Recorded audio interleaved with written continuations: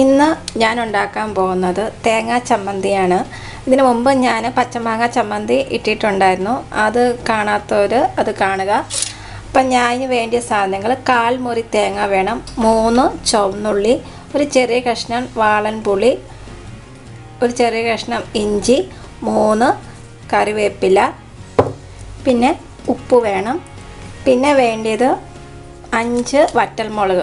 ഈ വറ്റൽമുളക് നമുക്ക് ജസ്റ്റ് ഒന്ന് പാനിലിട്ടൊന്ന് ഫ്രൈ ചെയ്യണം. അപ്പം നമുക്കിതെങ്ങനെ വളരെ ടേസ്റ്റി ആയിട്ട് തേങ്ങ ചമ്മന്തി തയ്യാറാക്കുന്നത് നോക്കാം. നമുക്ക് ആദ്യം ഈ വറ്റൽമുളക് 2-3 മിനിറ്റ് ഒന്ന് റോസ്റ്റ് ചെയ്യണം. തേങ്ങ ചമ്മന്തി ഉണ്ടാക്കുമ്പോൾ ഈ വറ്റൽമുളക് ഇങ്ങനെ 2-3 മിനിറ്റ് ഫ്രൈ ചെയ്ത് ഉണ്ടാക്കുന്നതാണ് കുറച്ചും കൂടി നല്ല ടേസ്റ്റാണ്. നമ്മൾ മുളക് പൊടി ഇടുന്നതിനേക്കാളൊക്കെ നല്ലതാണ് ഇങ്ങനെ 2-3 മിനിറ്റ് ഫ്രൈ ചെയ്തിട്ട് ചെയ്യുന്നത്. അപ്പോൾ നമ്മുടെ വറ്റൽമുളക് നന്നായിട്ട് മൂത്തിട്ടുണ്ട്. നമുക്ക് തീ ഓഫ് ചെയ്യാം. വറ്റൽമുളക് ചെറിയ മിക്സിയുടെ ജാറിലേക്ക് ഞാൻ ഇട്ട് കൊടുത്തിട്ടുണ്ട്. പിന്നെ കറിവേപ്പില നമുക്ക് ഇട്ട് കൊടുക്കാം.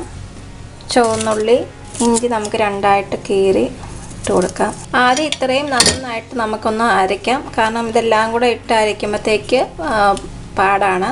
ഒന്നിച്ച് നന്നായിട്ട് അരയാനായിട്ട് പ്രയാസമാണ്. അപ്പോൾ ആദ്യം നമുക്ക് ഇത്രയും സാധനങ്ങൾ നന്നായിട്ട് അരച്ചിട്ട് വരാം.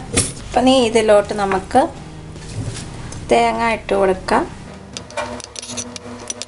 വാളൻപുളി ഇട്ട് കൊടുക്കാം, പിന്നെ ആവശ്യത്തിനുള്ള ഉപ്പിട്ട് കൊടുക്കാം. അപ്പം നന്നായിട്ട് ഇത് ഞാൻ അരച്ചിട്ട് വരാം. വെള്ളം ചേർക്കാതെ വേണം നന്നായിട്ട് അരയ്ക്കാൻ, എന്നാലാണ് കുറച്ച് നല്ല ടേസ്റ്റ് ഉണ്ടാകുകയുള്ളൂ. അപ്പം ഇത്രയും അരിഞ്ഞിട്ടുണ്ട്. ഇനിയും കുറച്ചും കൂടെ ഇച്ചിരി കൂടെ ഒന്ന് അരിയണം. നമുക്ക് അരച്ച് വെച്ചിരിക്കുന്നത് ഒരു പാത്രത്തിലോട്ട് മാറ്റാം. ഇപ്പം തന്നെ ആ ചമ്മന്തിയുടെ മണം വരുന്നുണ്ട്. ഇനി നമുക്കിത് ഉരുളയാക്കാം.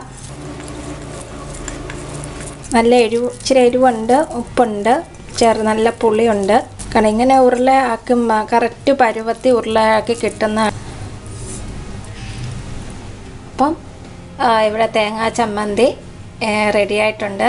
ഞാൻ ഇതിനു മുമ്പ് പച്ചമാങ്ങ ചമ്മന്തി എൻ്റെ ആദ്യകാല വീഡിയോൻ്റെ രണ്ടാമത്തെ വീഡിയോ ആണെന്ന് തോന്നുന്നു, അതിട്ടിട്ടുണ്ട്. അത് കാണാത്തവർ അതും കാണുക. അപ്പം ഇത് ചോറിൻ്റെ കൂടെയും കഞ്ഞിയുടെ കൂടെയും ഒക്കെ നിങ്ങൾക്കിത് കൂട്ടിക്കടിക്കാം. അപ്പം നിങ്ങൾക്ക് ഈ വീഡിയോ ഇഷ്ടമായെന്ന് വിശ്വസിക്കുന്നു. ഇത് മാത്രം തന്നെ മതി നമുക്ക് ചോറിൻ്റെ കൂടെ കൂട്ടാനും കഞ്ഞിയുടെ കൂടെ കൂട്ടാനും. അത്രയ്ക്ക് വളരെ നല്ല ടേസ്റ്റാണ്. അപ്പം നിങ്ങൾക്ക് എല്ലാവർക്കും ഈ വീഡിയോ ഇഷ്ടപ്പെട്ടെന്ന് പ്രതീക്ഷിക്കുന്നു. ഇഷ്ടമായെങ്കിൽ ഷെയർ ചെയ്യാനും സബ്സ്ക്രൈബ് ചെയ്യാനും മറക്കരുത്. അടുത്ത റെസിപ്പിയായി വരുന്നത് വരെ എല്ലാവർക്കും നന്ദി, നമസ്കാരം. Thank you.